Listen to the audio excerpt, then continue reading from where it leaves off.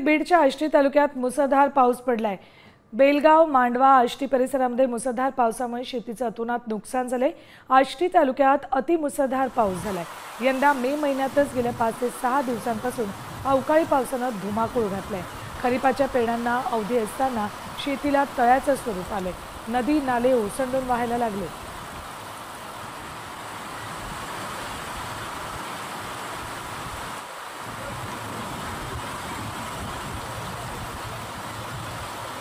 बीडच्या आष्टी तालुक्यात मुसळधार पाऊस पडलाय।